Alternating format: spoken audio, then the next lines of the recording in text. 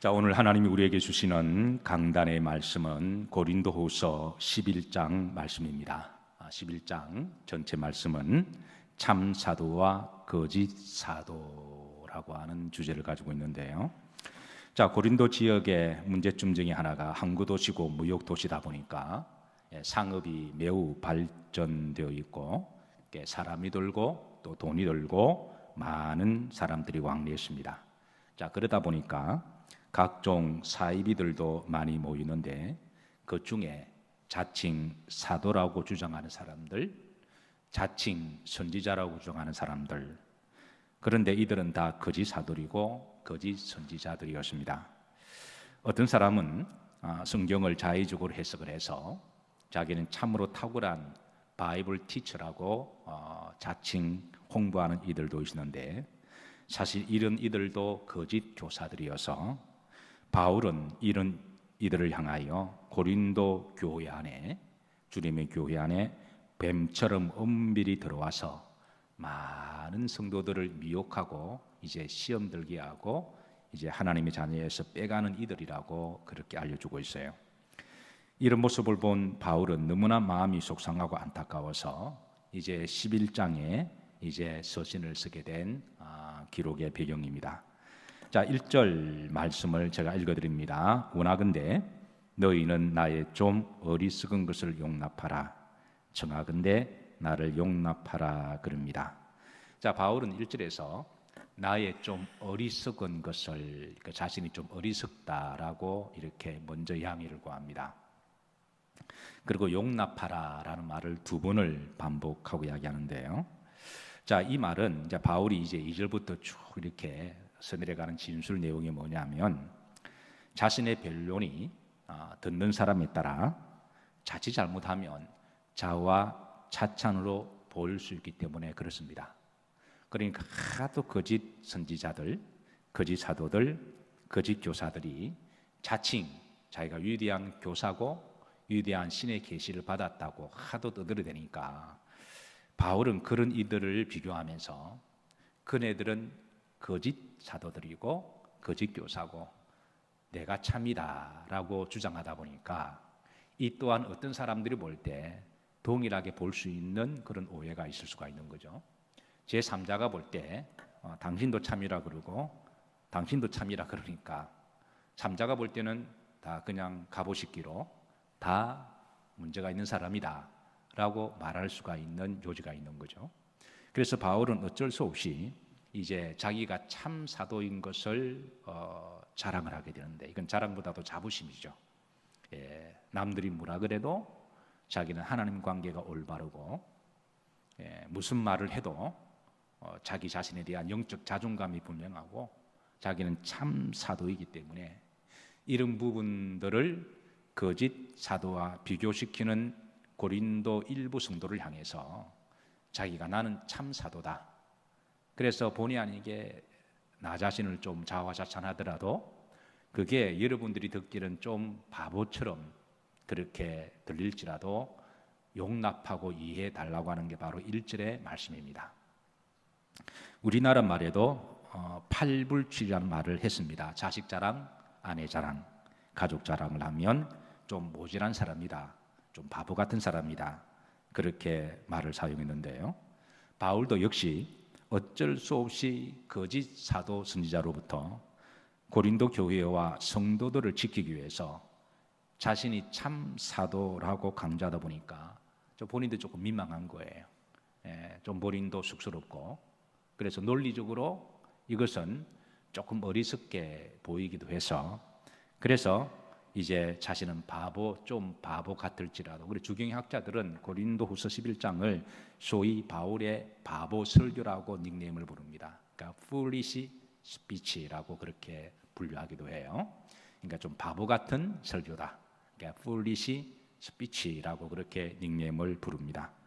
자, 그런데 바울은 자신이 이 좀 바보 같고 어리석음의 이 자기 소개의 역설을 전합니다. 그게 이제 16절인데요.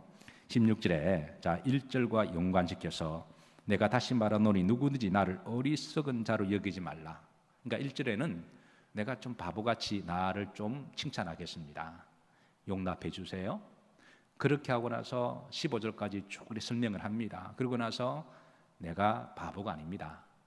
내가 나 자신을 조금 칭찬하고 진짜라고 말한다고 해서 나를 어리석은 자로 진짜로 바보로 여기지 말아주세요 라고 역설적으로 다시 한번 호소를 하는 거죠. 만일 그러하더라도 내가 조금 자랑할 수 있도록 어리석은 자로 받으라. 내가 어쩔 수 없이 거짓 사도들과 거짓 선지자들과 비교하다 보니까 나를 자랑하게 된 것이니까 그게 자랑으로 비치더라도 교만하게 생각하지 말고 그냥 그것을 좀 용납해달라고 하는 그런 바울의 그런 역설입니다. 저도 때로는 어리석고 바보 목사가 될 때가 있는데요.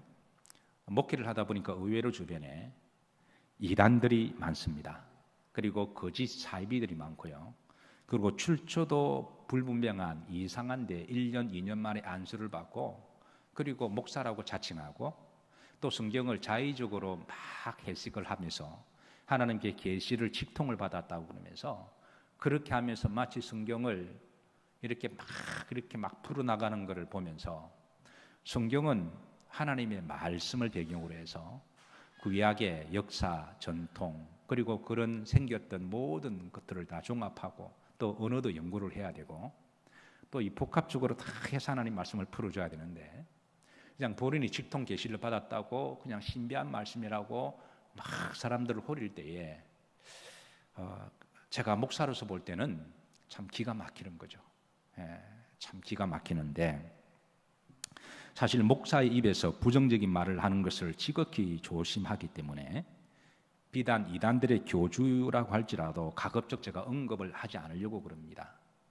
강단의 그런 부정적인 말이나 이단들의 교주의 말을 하기 너무 시간이 아까운 하나님 말씀을 다 전해도 부족할 시간이어서 그래서 가급적이면 언급을 하지 않으려고 그러는데 근데 만약에 어떤 이단의 교주들이나 아니면 그 교단의 미혹을 받아 훈련받은 그런 신천지 이만희의 예를 들어서 그런 몇몇 사람들 우리 교회에 뱀처럼 엄밀히 들어와서 그래서 소위 바이블 스타디라고 하는 명목으로 따로 모임을 가지고 그리고 막 그냥 이만희 씨가 받았던 계시를 하나님이 받은 직통 계시인 것처럼 자기 멋대로 성경을 막 끼워 맞춰서 성경적이다라고 성도를 미혹하게 된다면 목사인 영일교회 담임 목사로서 영일교회 성도를 그리스도의 신부로 잘 지키고 보존해서 하늘나라 갈 때까지 신랑 되신 예수님에게 잘 내가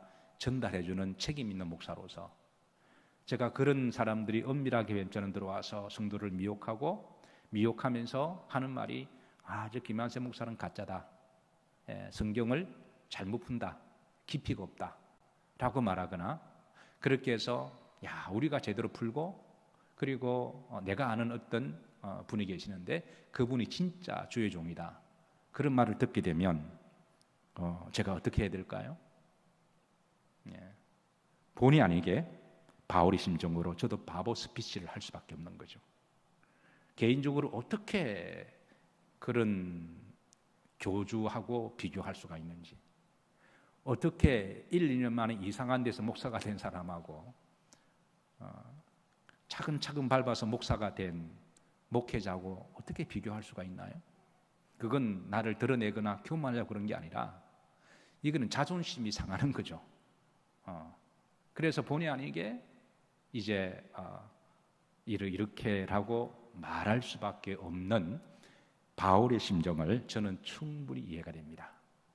그래서 바울은 그런 심정으로 지금 자신의 그런 foolish speech를 지금 하고 있는 게 2절의 내용입니다. 자, 2절에 내가 하나님의 열심으로 너희를 위하여 열심을 내노니 여기 열심이 두 분이 나옵니다. 그러니까 바울이 이런 열심 이렇게 지금 열심이 있기 때문에 이 안타까움과 열심은 그건 개인을 위한 열심이 아니라 하나님을 위한 열심임을 먼저 천명을 합니다. 내가 너희를 정결한 처녀로 한 남편인 그리스도께 드리려고 중매함이로다. 그러니까 바울의 사명은 어떻게 하든지 복음을 잘 전해서 하나님 말씀을 잘 풀어주어서 성도를 정결한 처녀로 잘 잘 만들어서 그러고 나서 그 성도의 순결한 믿음을 신랑 되신 예수님에게 잘 넘겨드려서 그게 하는 게 바로 자기 중매자의 열심이고 사명임을 밝히고 있습니다. 지금은 알아서 연애 결혼을 잘하지만 바울 당시는 기본적으로 중매를 통해서 결혼을 했죠. 그래서 중매장의 역할은 매우 중요했는데요. 히브리인들의 결혼식 풍습은 신랑과 신부를 만나게 하는 그 역할은 중매장이가 했습니다. 그리고 만약에 이제 서로 결혼하기로 했다면 1년 동안 약혼 기간을 가지게 되는데요. 1년 동안 이 약혼 정혼 기간 동안에 중매장이가 하는 일은 첫 번째가 뭐 뜨개질을 하고 돈 벌고 그리고 뭐 이렇게 집 청소와 이걸 가르친 게 아니라 첫 번째가 가르쳐 주는 게 순결성을 가르쳐 줍니다. 그러니까 다른 거는 좀 부족해도 괜찮습니다. 뭐 밥을 좀 못하거나 좀 이렇게 좀 다른 게 부족해도 그건 뭐 결혼하면서 배우면 되는 거니까. 그런데 1년 동안에 순결을 가르쳐주고 지키고 가디안 역할을 하는 게 중매장의 역할이었거든요. 그러니까 이제 히브리 말로 중매장애를 쇼시벤이라고 그렇게 말을 합니다. 히브리인들에게 있어서 이 중매장의 역할이 너무 중요하기 때문에 이 중매장인을 아무에게 부탁하지 아니하고 신랑의 가장 친한 친구에게, 믿을 만한 친구에게 부탁하기도 하는데요. 만약에 이 소시변이 도둑놈이거나 강간범이면 그 신부를 취하지 않겠습니까? 보쌈을 해가거나. 그러니까 정말 신랑이 믿을 만한 친구에게 이 처녀를 맡기는 거죠. 그래서 요한복음 3장 29절에 보면 신부를 취하는 자는 신랑이나 신랑이 신부를 취합니다. 서서 신랑의 음성을 듣는 친구가 크게 기뻐하나니 그런데 그 신부가 신랑과 신방에 같이 들어가기는 그 순간에 신방을 넣어주는 사람은 친구가 넣어주는 거예요. 신방에 친부가 넣어주는 순간에 이제 신랑이 신부를 취하면 그거로 이제 쇼시벤 역할은 끝나는 거죠. 그러니까 중매장의 역할은 성도들에게 복음을 전하고 그리고 주님이 날아갈 때까지 신앙의 순결을 잘 지키게 했다가 그리고 하늘나라에 주님 예수님께 신랑이 딱 넘겨주거나 주님이 다시 오실 때에 딱 넘겨줄 때에 그때 이제 중매장 역할은 끝나는 거예요. 이게 바로 사도 바울이 자신의 중매장이의 소명이고 매 시대마다 주의 종들의 소명이 바로 이 소명입니다. 그런데 어떤 자칭 사도라고 하는 거짓 사도, 거짓 선지자들이 거짓 성경 교사들이 자기들이 마치 중매장이라 그러면서 그 결혼식의 신부를 그냥 데려가 버리거나 보쌈을 해버리면 이거는 큰 문제가 되는 거죠. 가끔 영화의 한 장면 같습니다. 결혼식 준비를 다 끝내고 신랑 신부가 입장을 하는데 근데 어느 날 어떤 때 한 남자가 나타나서 어떤 깡패 같은 사람이 나타나 신부의 손을 붙잡고 확 취해서 도망가 버리는 거예요. 알고 보니까 여자가 철없던 시절에 한 깡패를 양아치를 만났는데 그래서 그걸 다 정리하고 좋은 남자 만나서 결혼하려고 그러는데 그 양아치가 와서 그냥 강제로 여자의 손을 잡고 막 도망가 버리면 이건 신랑이 볼 때도 너무 황망한 일이고 가족들이나 신부가 볼 때 이게 얼마나 당황스럽겠습니까? 지금 바울은 그런 모습을 거짓 사도들, 거짓 선지자들이 뱀처럼 교회에 몰래 들어와서 성도들의 신부인 성도들을 미혹하고 확 낚아차간다라는 거예요. 그래서 3절에 보시면 고린도서 3절에 보면 11장 3절 뱀이 그 관계로 하와를 미혹한 것 같이 너희 마음이 그리스도를 향하는 진실함과 깨끗함이 있으나 부패할까 두려워하노라. 그래서 각종 이상한 이들이 교회 안에 몰래 들어와서 성도를 미혹하고 속속 빼간다는 거예요. 이거는 비단 이단 교주만의 문제가 아니라 오늘 이 시대에 또 다른 세속화라고 하는 이름으로 교인들을 빼가기도 할 수도 있다는 것입니다. 13절에 보면 바울은 이런 이들을 향하여 거짓 사도요라고 풀이합니다. 속이는 일꾼이다. 자기를 그리스도의 사도로 가장하는 자들이다. 이것은 이상한 일이 아닙니다. 영적으로 볼 때는 이상한 일이 아니라는 거죠. 사탄도 자기를 광명한 천사로 가장하기 때문에. 그래서 이단의 교주들 보면 다 예수님처럼 천사처럼 그렇게 쇼맨십을 잘합니다. 옛날에 박태선 씨 같은 경우는 자기가 제레미야서라 그래서 강단에서 와이어줄을 매달아서 연기를 막 피올려서 하늘에서 내려오는 퍼포먼스를 하기도 하고, 자기는 죽지 않는다고 이만희처럼 하다 보니까 그 순간은 거기에 있는 사람들이 막 그냥 획가닥 해버린 거예요. 그러니까 얼마든지 사탄도 자기를 광명한 천사로 가장할 수가 있기 때문에 바울은 이런 것을 통해서 성도들에게 영적으로 깨어있어서 잘 분별하라는 거예요. 11장 4절 보십시다. 자, 만일 누가 가서 우리가 전파하지 아니한 다른 예수님을 전파하거나 혹은 너희가 받지 않은 다른 영을 받게 하거나 혹은 너희가 받지 않은 다른 복음을 받게 할 때는 너희가 잘 용납하는구나. 잘 용납하다, 이 말은 고린도 교회 안에 미혹당하고 용납당한 사람들이 많다라는 거예요. 여기에 지금 바울은 세 가지를 신뢰를 듭니다. 첫 번째는 너희들이 다른 예수를 전파할 때 너희들이 그 사람이 구세주인 것처럼 따라간다는 거예요. 두 번째는 너희가 받지 않은 다른 영을 받게 하거나, 그러니까 성령을 영을 받지 않거나 영이라고 해서 분별도 못하고 무당이나 귀신의 영도 영적인 환상이라고 다 받는 사람들이 있다는 거예요. 여러분, 병만 무조건 고침 받는다고 해서 그게 다 주님이 고치는 건 아니잖아요. 귀신들도 병을 때로는 벌떡벌떡 일어나게 하잖아요. 그런데 고침받은 그거 하나만 가지고 주님이 고쳐주셨다, 고쳐준 저 무당이 하나님의 능력이 이렇게 하는 거는 그거는 정말 잘못된 거죠. 예. 세 번째는 너희가 받지 않은 다른 복음을 받게 할 때는, 이 복음은 이제 말씀을 말하기도 하죠. 예, 말씀의 본질은 예수 그리스도시니까. 그러니까 말씀도 이상한 식으로 그냥 자기 계시를 통해서 그렇게 풀이 나갈 때 너희가 잘도 용납하는도다. 이 말은 여기 미혹된 이들이 많이 있고 많이 이미 넘어갔다라는 거예요. 근데 이거는 비단 고린도 교회만의 문제가 아니라 갈라디아 지역에서도 이런 문제로 심각한 이단의 미혹들이 있었는데, 그래서 바울은 갈라디아 교인들을 향하여 너무 이렇게 하나님의 열심과 안타까움으로 내가 너희에게 다시 말하노니 다른 복음을 전하는 자는 저주를 받을 것이다 라고 분을 내어서 설교를 합니다. 다른 거는 용납하고 이해는 하지만 이단들에 관한 바울은 너무 이렇게 마음이 감정이 격한 거죠.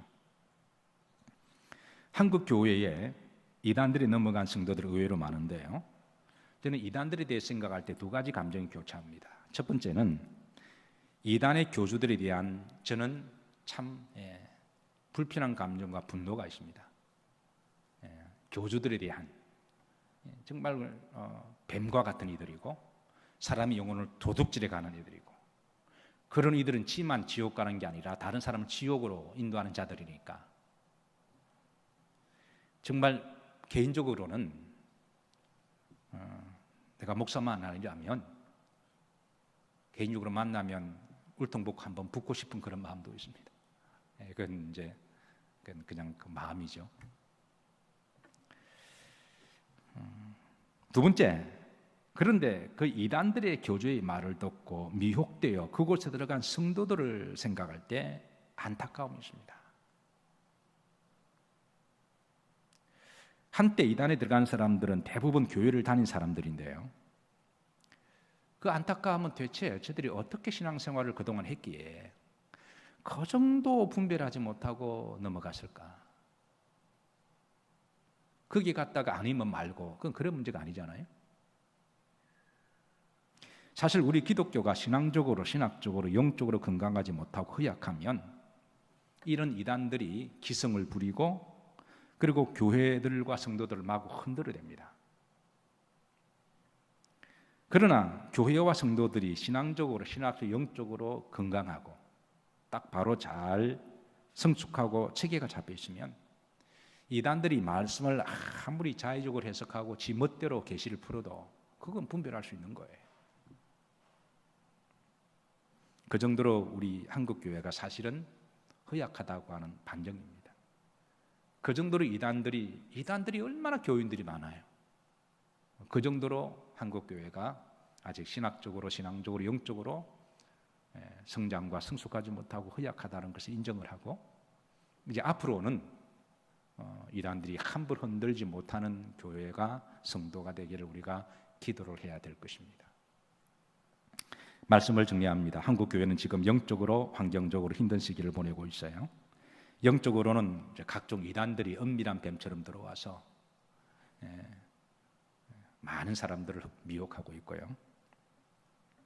환경적으로는 지금 코빅19로 인해서 더욱더 힘들어하고 있습니다. 그러나 이럴 때일수록 우리 그리스도인들은 정결한 신부처럼 영적인 분별력과 믿음과 기도로 잘 이겨내야 할 때인 줄로 믿습니다.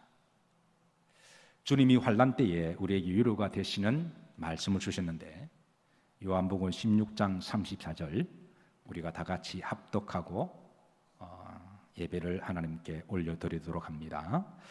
이것을 너희에게 이르는 것은 너희로 내 안에서 평안을 누리게 하려 함이라. 세상에서는 너희가 환난을 당하나 담대하라. 내가 세상을 이겨노라. 아멘. 기도하십니다. 하나님, 제단의 불을 꺼지지 않도록 지켜주심을 감사드립니다. 시대가 하요상해서 어쩔 수 없이 영상으로 예배를 드리고, 또 하나님 앞에 주의 제단에서 예배 드리오니 우리 예배를 받아주심을 감사드립니다. 환난을 당하나 담대하라. 내가 세상을 이기오노라. 이럴 때일수록 우리가 더욱더 기도와 말씀과 성령으로 충만하게 하여 주시고 잘 이겨내어서 하나님 앞에 선한 뜻이 이루어질 때 하나님의 놀라운 역사를 간증할 수 있도록, 복음의 통로가 될 수 있도록 인도해 주옵소서. 예수님 이름 받들어 기도하옵나이다. 아멘.